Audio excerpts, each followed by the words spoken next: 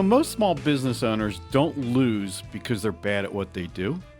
They lose because in a crowded market, they look and sound exactly like everyone else. And the reality is, if people can't quickly see why you're different, they're going to default the price or they're just going to move on. Hey, welcome to the Business Growth Made Simple podcast, the podcast for small business owners who want clarity, who want progress without the noise and without the chaos. Here we talk about practical decisions, real-world leadership, and building businesses that actually hold up over time. And today, we're continuing our Climb Blueprint series with the third letter, innovation. When most people hear the word innovation, they think technology. I don't know about you, but innovation to me comes with software, AI, apps, big ideas. But that's not really how innovation works for most small businesses. Unless, of course, you're in the technology trades. Innovation is not about being new just for the sake of being new. It's not about being flashy just to be flashy. It's about being distinct enough to be noticed. Innovation is the art of standing out. Standing out in a way that customers immediately understand. You're not necessarily louder. You're not more complicated. You're actually clearer, easier to do business with. And if a customer can't tell the difference between you and the next option in 10 to 20 seconds, your innovation is missing.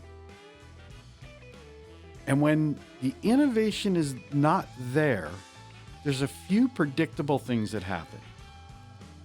Your marketing feels expensive and ineffective. Your customers say things like, yeah, I'm going to get 2, 3, 4 more quotes. I had one guy one time who wanted 10 quotes. And when I asked him what he was looking for out of the 10 quotes, he said, I don't know. So I said to him, hey, so you're going to sit there and waste your time because you don't even know what you're looking for? Why don't we just sit down and figure it out what it is you're looking for, so at least you have something to move forward with. Now, I actually wound up getting that because I was the one that sat down with him and actually clarified what he wanted and what he needed. Fortunately, he saw that while I was sitting there, but that's what made me different. I wasn't just out there to sell something to him. I was actually out there to help serve them, help them figure out what they actually needed and wanted. Another thing that happens is loyalty is low if you're not different. They just see you as another cog in the wheel. Your referrals slow down. Growth becomes harder than it should be. You know what? You wind up getting competed on price. If you're not different than anybody else in a good way, it all comes down to price for them. Your work may be the best, but the message is invisible. And when everything looks the same, people choose the safest or cheapest option in most cases. It reminds me of a story about Southwest Airlines. Back in the 70s, the airline industry was crowded, regulated. Everybody was the same. They had the same planes, the same routes, same pricing games, same experience regardless of who you went with. Southwest entered the market. They didn't innovate new planes. They didn't use brand new technology. They didn't try to be everything to everyone. Instead, they asked a different question. Who are we for, and what are we willing to say no to? Southwest made some very specific choices.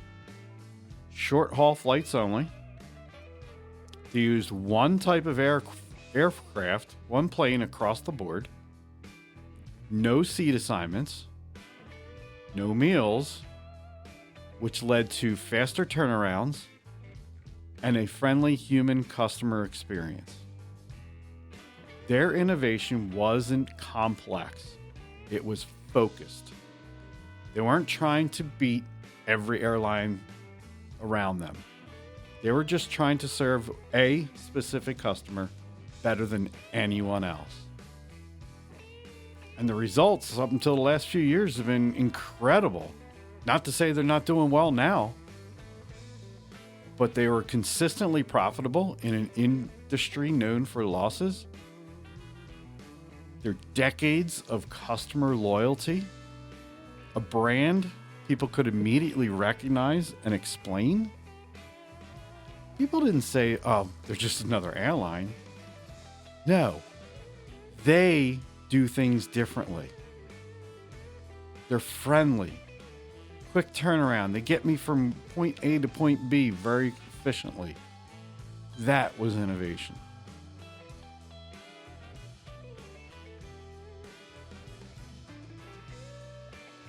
Now you're probably sitting there thinking, yeah, but that's a huge company. Come on, I'm just a small business. The principle is the same. Innovation at the small business level often looks like a clearer niche. I know who my customer is. They're my customer. I'm going to serve them well. It's going to be a simpler offer. You know, you don't want this complicated thing. You don't want 20,000 different opportunities. Here's what we have to offer. Here's a couple options off of that offer. Maybe it's a better, easier process for them to do business with you. This one eats at me. If it's hard to do business, people are going to go somewhere else. Last night I was at this restaurant with a couple of friends of mine, and we were watching the Eagles. This is, yes, I'm a huge Eagles fan. Today's December 29th. Eagles barely squeaked out a win against the Bills yesterday. I think I got a whole workout sitting in the seat. But what was interesting was we were asking for wings. Hey, how many wings come in an order? And she said, well, we have an order of 6.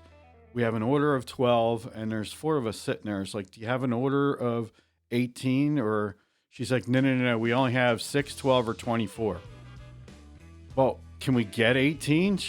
Originally she said, no, you can't get 18. But then she said, well, you know, if you order a 6 and order a 12, then we'll get you to 18. And I'm like, why don't you just say, yes, we'll get you the wings and go back and put together a 6 and a 12 and put them on the table that way. Most of us are kind of scratching our heads as we're sitting there looking at this lady. She wound up giving us the 6 and the 12, but it's just make it easy for people. Sorry on that little tangent there. You got to make it a more human experience. A willingness to say no to jobs that aren't in your wheelhouse. Now, I know some plumbing companies who only do drain cleaning. That's all they do. They don't do repipes. They don't do faucets. They just do drain cleaning. Hey, if that works for them, that's great. I know another one who just does water heaters. They carry multiple different sizes, powered by propane, natural gas, electric, oil. And they'll put one in today while you're there. You got a water leak coming out of your tank, they've got water heaters on the trucks. You know, we don't need more ideas. As entrepreneurs, we can come up with 10 ideas before we get in the shower in the morning, and probably 9.5 of them are horrible. What we do need is clearer positioning for our clients. Stand out doesn't necessarily require you being radical, just intentional. You know, here's a couple of questions every owner should ask themselves. Can a customer clearly explain why we're different? Is there something we are known for specifically, or are we just known for good service? Would someone choose us even if we weren't the cheapest? And I got to tell you, I was never the cheapest, but I had a lot of people to say, we'll choose you because of what you do, because you care for us and you take care of us. You always give us your honest opinion. Do our systems reinforce what makes us different, or do our systems fight it? And if any of those answers feel a little hazy, you're not sure, innovation is likely the missing piece. So how does the I in climb fit with everything else? Well, if you've been following along, innovation it's not first. And it comes after your clarity and your language. Once you know who you serve, what problem you solve, and what you're willing to say no to, innovation just carries that theme. It becomes natural. And without the foundation, innovation turns into random experiments and wasted energy. With Climb, innovation is about focus. It's not about being flashy. If this idea of innovation resonates, if you're tired of blending and ready to be seen clearly, then the Climb Blueprint will matter to you.